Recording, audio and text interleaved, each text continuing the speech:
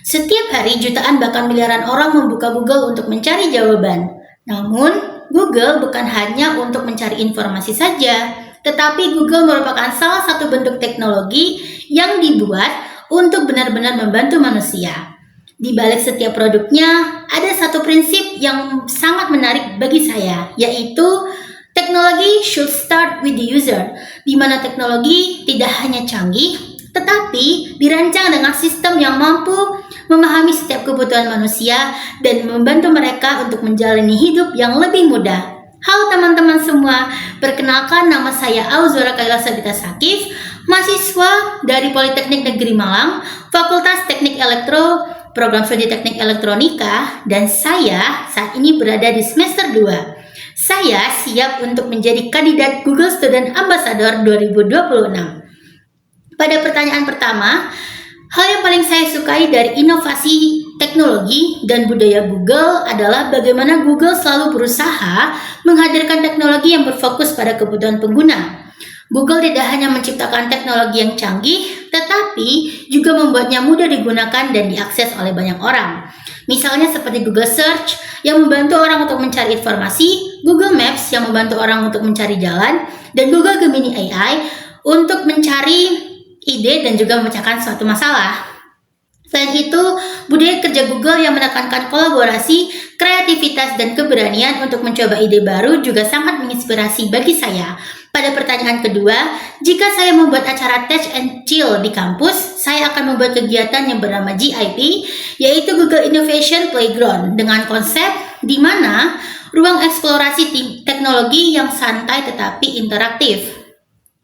Sebelum itu, di kampus saya ingin membuat sebuah komunitas teknologi yang bernama CODE, Community of Digital Explorer. Kita tidak hanya mengeksplor apa itu teknologi, tetapi terjun dengan proyek yang berkolaborasi dengan IoT, robotik, dan juga artificial intelligence. Kembali ke topik GIP tadi, mahasiswa akan dibagi dalam beberapa kelompok kecil, lalu diberikan tantangan sederhana seperti menyelesaikan suatu masalah atau merancang ide solusi menggunakan berbagai tools dari Google. Misalnya, mereka diminta memanfaatkan teknologi Google untuk merancang solusi bagi permasalahan mahasiswa di kampus ataupun masyarakat di sekitar mereka. Kemudian pada pertanyaan ketiga, salah satu pengalaman ketika saya harus berpikir secara kreatif adalah ketika saya menghadapi sebuah tantangan dalam kerja tim pada suatu kegiatan atau proyek di sekolah atau luar sekolah saya dulu. Saat itu koordinasi tim berjalan kurang efektif karena setiap anggota memiliki cara berpikir yang berbeda.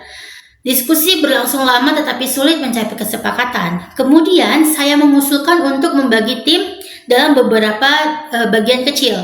Dan juga masalah besar itu saya usulkan untuk dibagi menjadi beberapa tim kecil. Sehingga tim-tim yang terbagi ini memegang salah satu atau berfokus kepada satu masalah. Dan hal itu membuat masalah yang besar tadi terselesaikan dengan baik. Dengan cara ini diskusi menjadi lebih terarah dan setiap orang dapat berkontribusi secara maksimal. Di pertanyaan keempat, jika saya terpilih menjadi Google Student Ambassador, pencapaian yang paling membuat saya bangga dalam 3 bulan pertama adalah ketika saya berhasil membangun komunitas mahasiswa di kampus yang aktif belajar dan berdiskusi tentang teknologi. Karena pada akhirnya teknologi yang hebat bukanlah teknologi yang paling canggih, tetapi teknologi yang mampu memberikan dampak banyak bagi masyarakat. Terima kasih.